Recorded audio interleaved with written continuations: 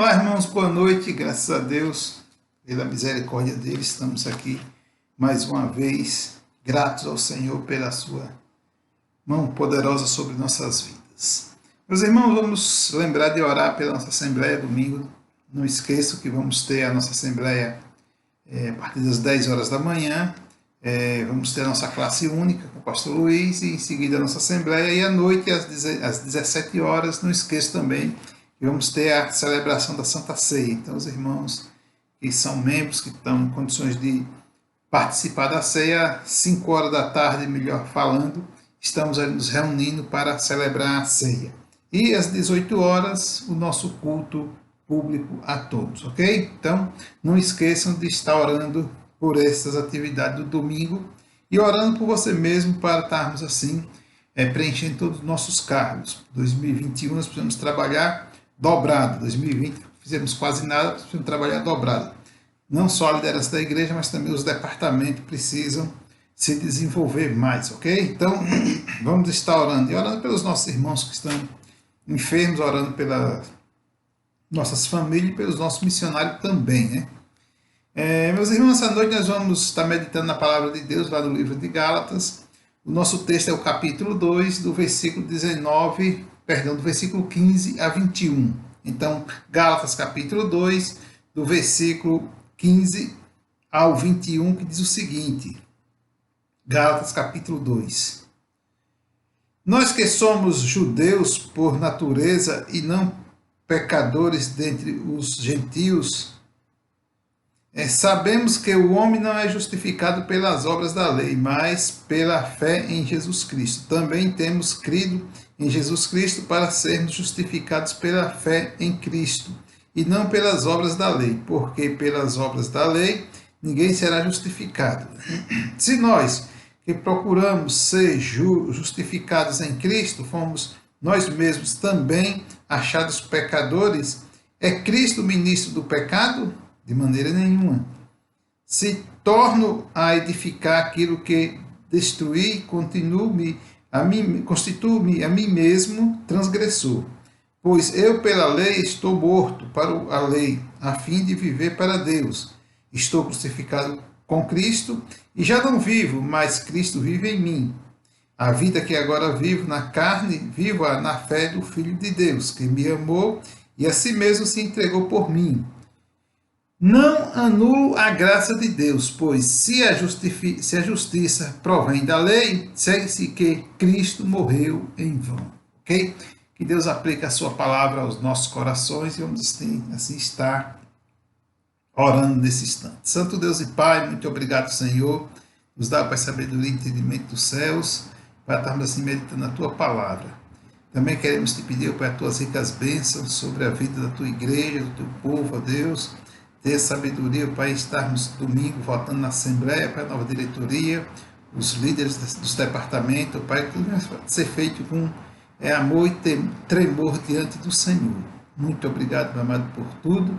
Nos dá assim, Pai, sabedoria dos céus, em nome de nosso Senhor e Salvador Jesus Cristo, que nós te oramos agradecidos. Amém.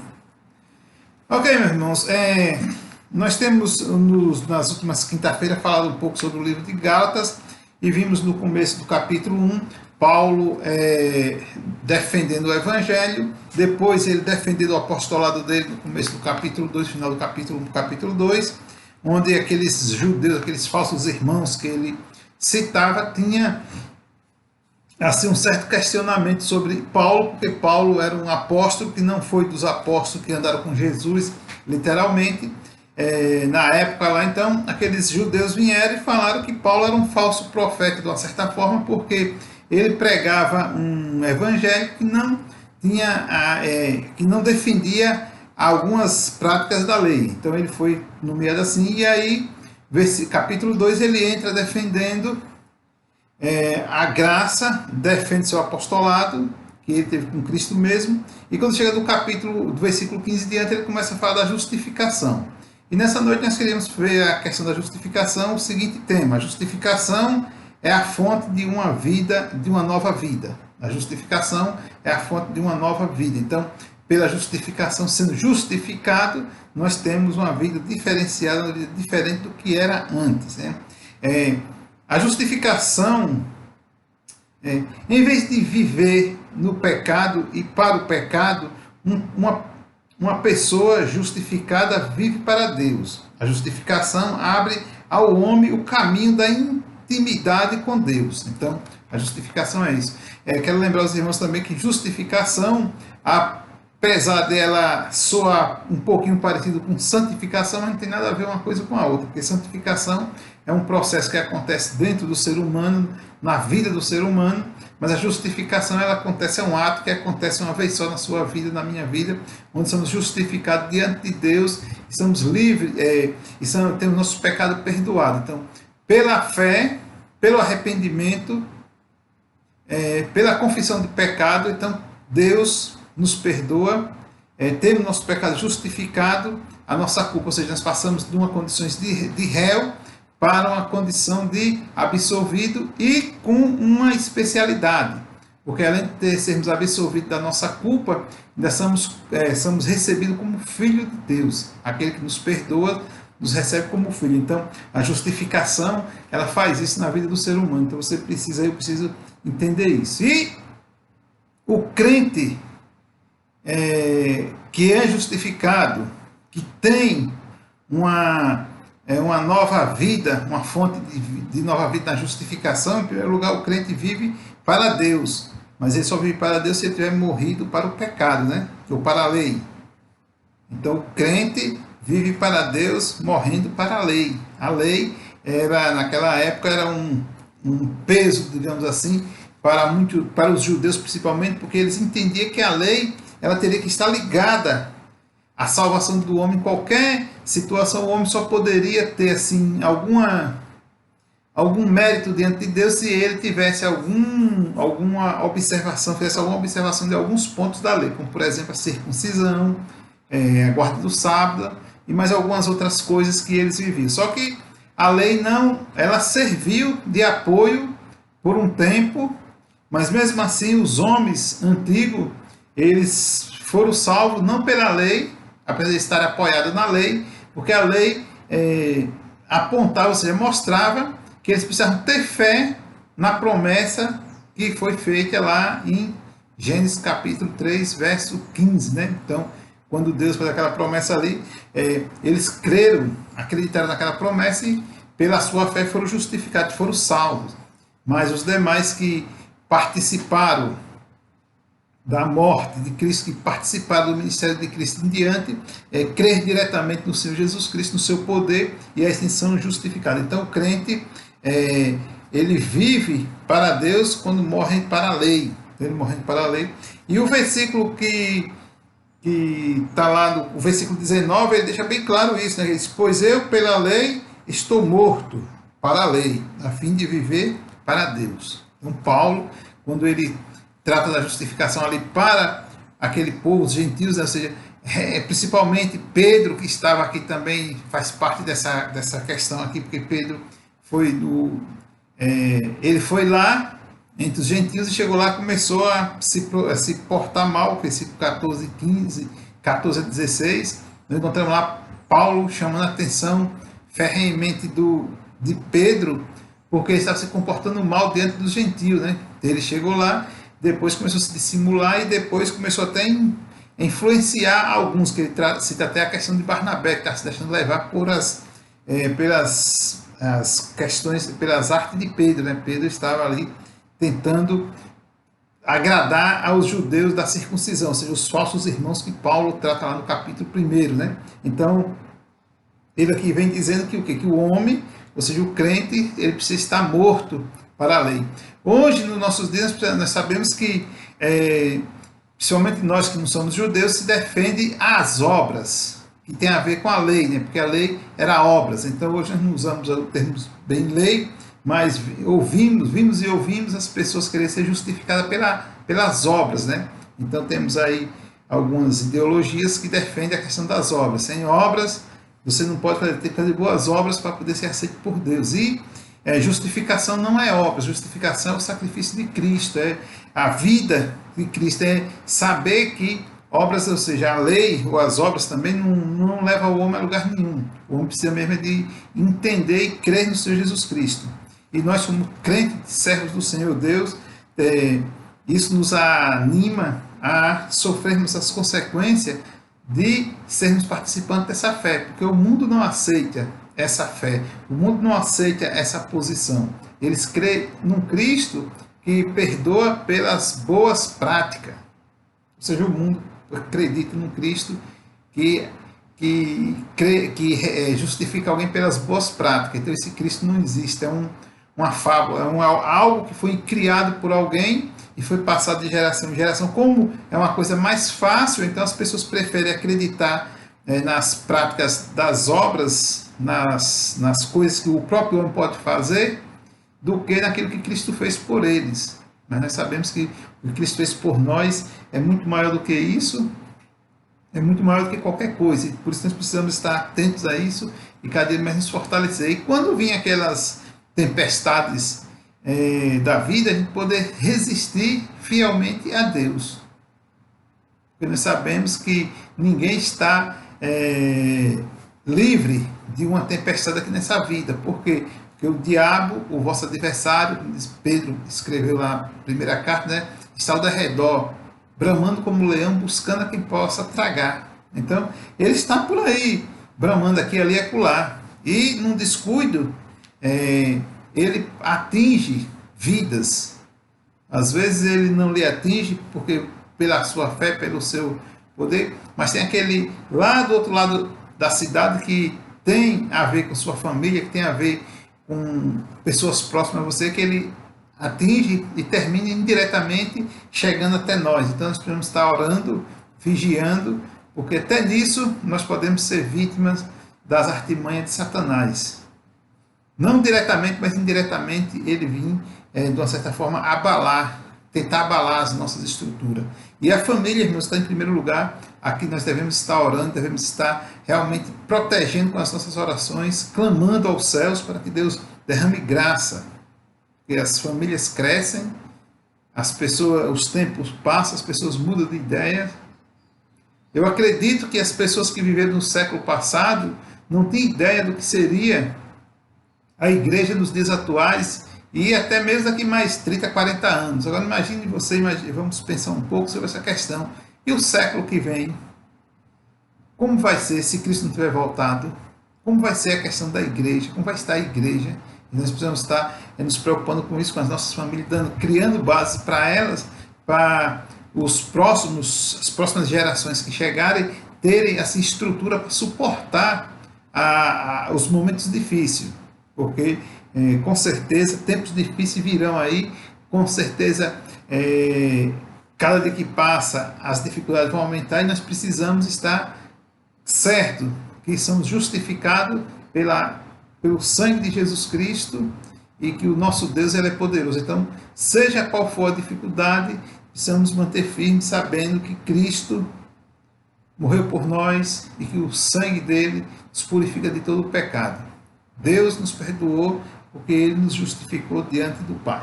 E também nós podemos ver, irmãos, que o crente vive para Deus sendo crucificado com Cristo. Ou seja, nós só podemos viver literalmente para Deus se estivermos crucificados com Cristo. É o que o versículo 20 vai dizer a primeira parte. Estou crucificado com Cristo. Paulo, estou crucificado com Cristo.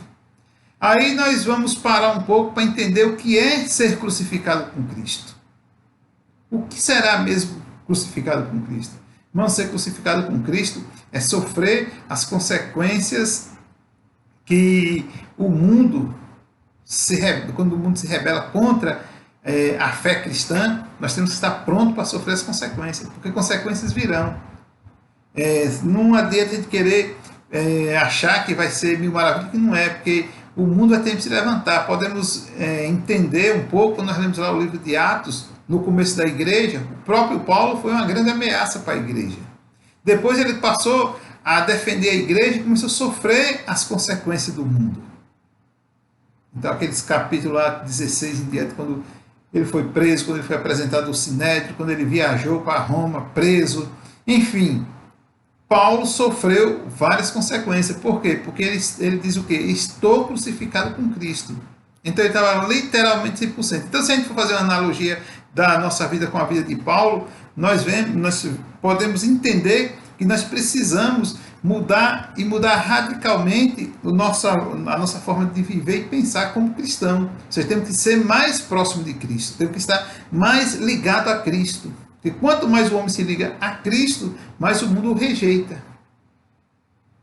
Quando o mundo não lhe ataca, pode ver que nós não estamos 100% andando ligado com Cristo. Não estamos realmente crucificados, estamos realmente machucados. Não estamos realmente triturados. Porque Cristo, ele foi machucado. Ele levou sobre ele, nas suas pisaduras, levou os nossos pecados. E para nós estarmos assim, poder dizer assim, estou crucificado com Cristo, nós precisamos do quê? É estar pronto e suportar essas questões. Não é como a gente vê, teve um sujeito que escreveu aí outro dia uma frase que dizia o seguinte: antigamente, quando o pastor pregava contra o pecado, as pessoas saíam do mundo. Hoje, quando o pastor prega contra o pecado, as pessoas saem da igreja. Por quê? Porque não estão realmente se ligando a Deus, não estão se voltando para Cristo, para estar se ligado a Cristo, estar realmente crucificado, para dizer assim, eu estou crucificado com Cristo. Aconteça o que acontecer, eu estou crucificado com Cristo, estou pronto para morrer por Cristo. Então hoje nós temos 1001 regalia, temos um monte de coisa. Graças a Deus, pela sua infinita misericórdia, ninguém nunca dormiu com fome, por ter que fugir para defender a sua fé, ou até mesmo para não morrer naquele momento, mas para não voltar atrás sua fé, ter que, como aconteceu com a igreja primitiva, ou seja, pessoas que fugiram, que andaram dias, horas, a pé, escondido, com medo da perseguição. Então, graças a Deus, hoje nós não temos isso, mas nós precisamos pensar nisso, que essas facilidades nos dão a oportunidade de a gente avançar um pouco mais na obra missionária, a oportunidade de a gente avançar mais no nosso viver diário. Então nós precisamos estar atentos, porque estar crucificado com Cristo é estar realmente ligado a Cristo e cada dia mais fugindo do mundo, porque justificação é um ato, mas santificação é um processo. E esse processo de santificação é que nos leva a estar cada dia mais se afastando do mundo e se chegando a Deus. E aí sim, com certeza o mundo vai ficar inflamado, o mundo fica injuriado, ou seja, o mundo não gosta de ver pessoas se afastando dele, ou seja, o mundo é ciumento. Ele oprime as pessoas que o abandonam, as suas práticas, abandonam as suas analogias, enfim, as suas coisas ruins. O mundo não é. Por quê? Porque o mundo é regido pelo maligno. Então, o maligno ele está nessa questão. E também nós podemos dizer, irmãos, que o crente vive para Deus quando Cristo vive nele. O versículo 20, ele continua falando aqui, diz o seguinte, né? Estou crucificado com Cristo e já não vivo, mas Cristo vive em mim. Estou crucificado com Cristo, mas Cristo vive em mim. É Cristo quem vive em mim. Ou seja, o crente que vive crucificado com Cristo, Deus, Jesus quem vive nele, é Cristo quem vive nele, é Cristo quem o controla. E nós podemos ver que quando Cristo controla a vida da pessoa, o indivíduo é totalmente diferente e tem assim a necessidade de aceitar as coisas ruins. Podemos entender a questão de Pedro, quando Cristo foi crucificado, foi preso, que ele se levantou e cortou a orelha do soldado lá, mas Cristo diz o quê? Não. Entendeu? Ou seja, ele estava ali querendo, de uma certa forma, defender Cristo. Então, o crente crucificado, ou seja, que Cristo vive nele, ele tem que estar pronto para aceitar as coisas, ou seja, apanhar, ser machucado, como falei agora há pouco, e glorificar o nome de Deus, para que possa assim realmente mostrar que a vida de Cristo, ou seja, a vida com Cristo, ela é totalmente diferente.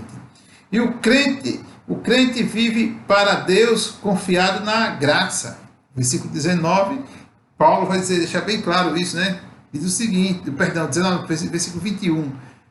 Não anulo a graça de Deus, pois se a justiça provém da lei, segue-se que Cristo morreu em vão. Então, a graça ou seja, a confiança do crente na graça, ela tem que ser permanente, porque só a graça de Deus nos basta, só a graça de Deus nos sustenta, só a graça de Deus nos fortalece, só a graça de Deus nos dá condições de cada dia nós poder viver melhor para a glória de Deus. A justificação é uma fonte de vida. Uma vida nova, uma vida transformada em uma vida de superação diante das dificuldades desse mundo. Amém, irmãos? Que Deus nos abençoe nessa noite, possamos ter toda uma noite na presença do Senhor. Vamos orar, encerrando esse trabalho.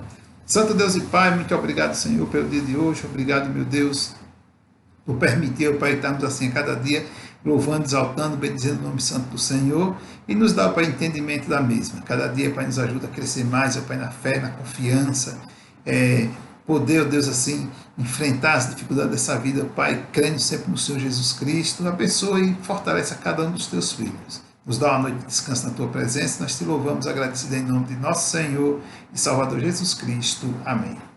Ok, meus irmãos, que todos tenham uma boa noite e um bom descanso na presença do Mestre.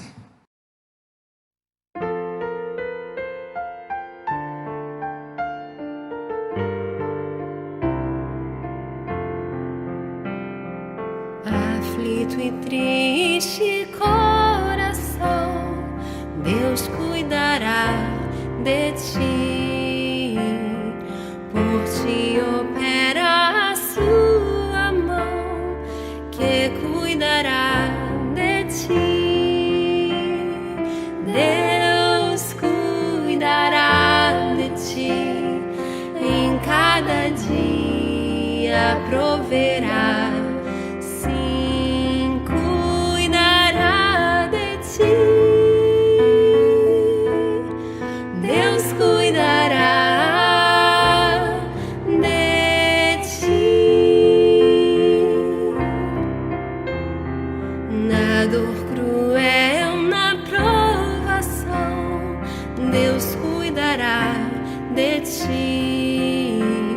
Socorro dá e salvação, pois cuidará de ti.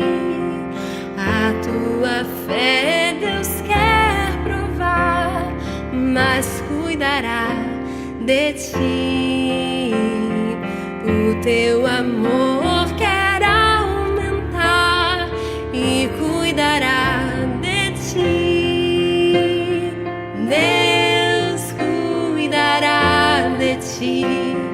Em cada dia proverá, sim, cuidará de ti.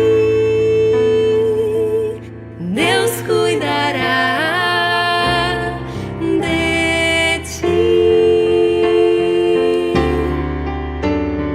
Nos seus tesouros tudo tens, Deus cuidará de ti.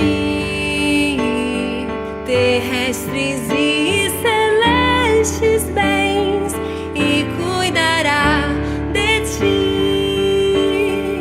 O que é mister te pode dar, quem cuidará de ti.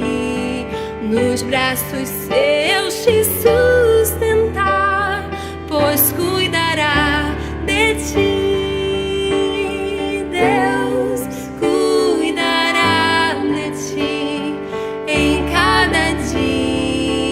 Proverá, sim, cuidará de ti. Deus cuidará.